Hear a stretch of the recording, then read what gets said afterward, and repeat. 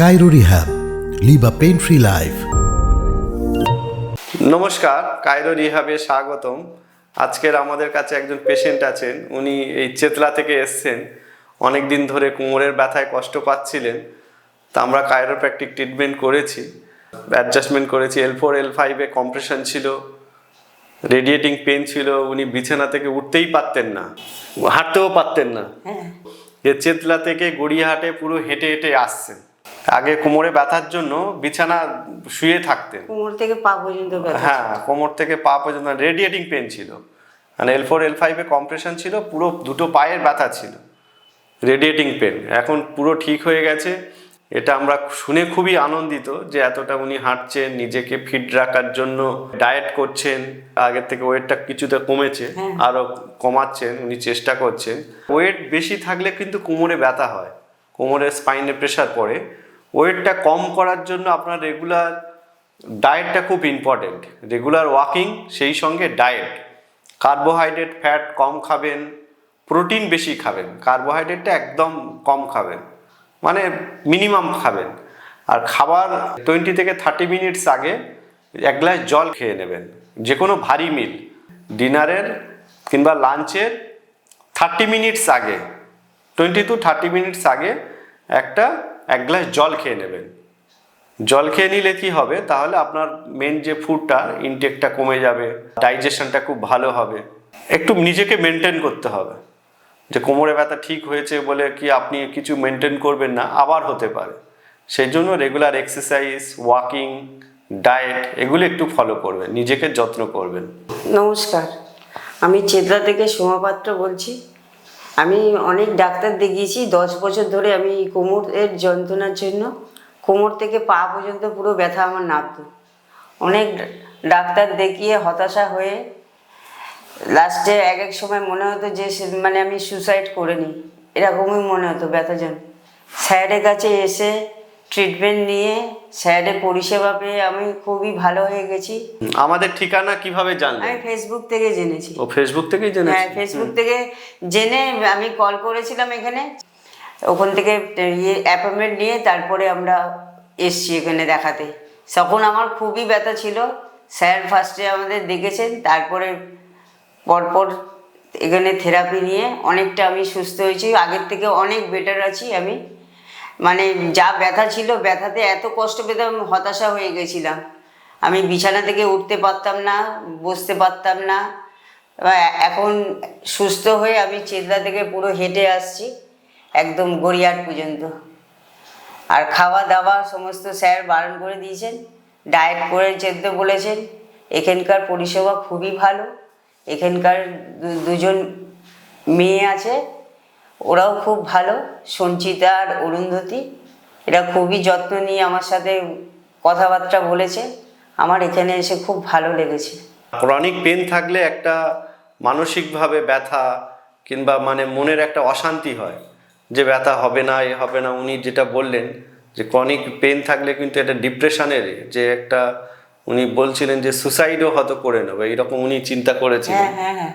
কিন্তু chronic pen, আপনারা পেনের ট্রিটমেন্ট করতে হবে। এবার পেনের কজ কেন হয়েছে, কারণ কি, পেনটা কেন হচ্ছে। এবার স্লিপ ডিস্ক যেটা হয় কিংবা কোমরে ব্যথা হয়, সিডেন্টারি লাইফস্টাইল, অনেকে বসে কম্পিউটারে কাজ করেন, পশ্চার, অনেকে ঝুঁকে কাজ করে, স্লাউস পশ্চার, সেগুলো কারেকশন করতে হবে। পশ্চার আর্গোনমিক কেয়ার, এটা ভীষণ ইম্পর্টেন্ট। পশ্চার কারেকশন আর আর্গোনমিক কেয়ার, এই দুটোর ক্ষেত্রে খুবই ইম্পর্টেন্ট। যারা অফিসে কাজ করেন, অনেকক্ষণ বসে ব্যাক সাপোর্ট দিয়ে, চেয়ার দিয়ে সোজা হয়ে বসবেন, এই নয় যে ঝুঁকে। যে অনেকে আবার স্যাক্রাম দিয়ে বসেন, দেখুন অনেকের বাড়িতে লম্বা লম্বা সব সোফা আছে, সোফাতে বসে এইরকম অলমোস্ট মানে স্যাক্রামের ওপর প্রেশার পড়ে। এই স্যাক্রাম সিক্রিং এগুলো অ্যাভয়েড করবেন। আর হঠাৎ ভারী জিনিস ঝুঁকে তুলবেন না, অ্যালং উইথ দ্য বডি, হাঁটু দুটো ভাঁজ করে ভারী জিনিস তুলবেন। এগুলো আপনারা একটু মেনটেন করবেন। আর সেই সঙ্গে ডায়েট। আর এখন তো ফুড হ্যাবিটটা খুবই বাজে। যারা অফিসে চাকরি করেন, অনেক পেশেন্ট আসেন যে সকালে অফিসে বেরিয়ে যায়, অফিসেই লাঞ্চ করি, পিৎজা, বার্গার, মানে ফাস্টফুডগুলো, এগুলো সব খাই। কিন্তু এই ফাস্টফুডগুলো অ্যাভয়েড করেন, বাড়ির খাবার খান।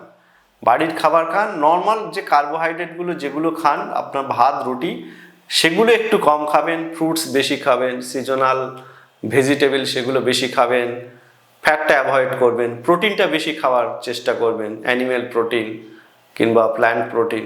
আমাদের ট্রিটমেন্ট যে কাইরোপ্র্যাকটিক ট্রিটমেন্ট হয়, বডি অ্যালাইনমেন্ট হয়, কিছু টেকনিক আছে, আকারমান টেকনিক আছে, আমরা লিগমেন্টটা দেখি, সেগুলো দিয়ে আমরা কিছু প্রোটোকল আছে, L4 L5 সেগুলো ট্রাস দেওয়া হয়।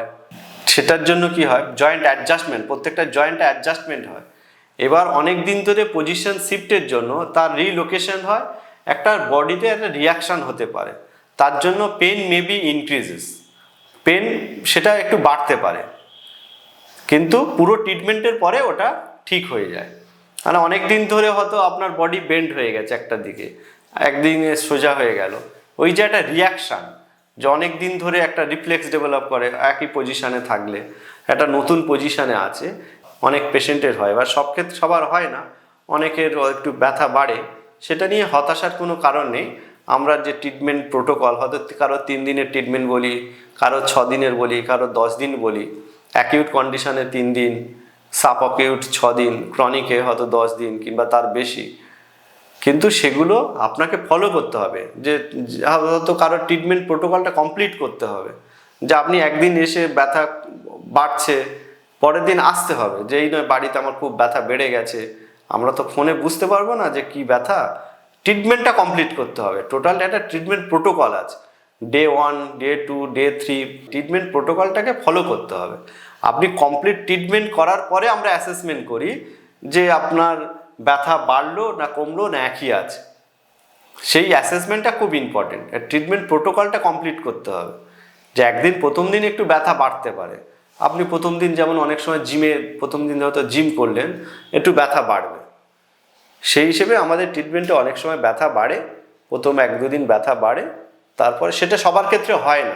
আমার ক্ষেত্রে হয়নি, কিন্তু আমার ক্ষেত্রে ব্যথা যেমনি ছিল তেমনিই হয়েছে। এখানে ট্রিটমেন্ট নেওয়ার পর, তার পর আমার থেরাপি নেওয়ার পর আমার কমে গেছে, আমার ব্যথা একদমই বাড়েনি স্যারের কাছ থেকে এখানে ট্রিটমেন্ট নেওয়ার পর। স্যার তো দেবতার মতো আমার পাশে এসে দাঁড়িয়েছিল, তাই আমি সুস্থ হয়েছি অনেক তাড়াতাড়ি। আমরাও খুব আনন্দিত যে আপনার 10 বছরের পেন সেটা কমে গেছে, আপনি ভালো আছেন, সুস্থ আছেন, আপনি চেতলা থেকে গড়িয়াহাট অনেকটা রাস্তা, সেটা পুরোটা আপনি হেঁটে আসছেন, আর আপনি মন থেকে অনেক আগে একটু যেন মনটা একটু খারাপ ছিল, হ্যাঁ, মানে ডিপ্রেশনে হ্যাঁ, আমি চলে গেছিলাম হ্যাঁ। অনেকটা, প্রায় এখন ব্যথা করে 10 বছর ধরে ভুগেছে তো, ওই জন্য এত কষ্ট, অনেক ডাক্তার দেখিয়েছি, কমেনি কিছুতে, স্যারের কাছে আসতেই কমেছে। The Cairo Rehab. Live a pain-free life.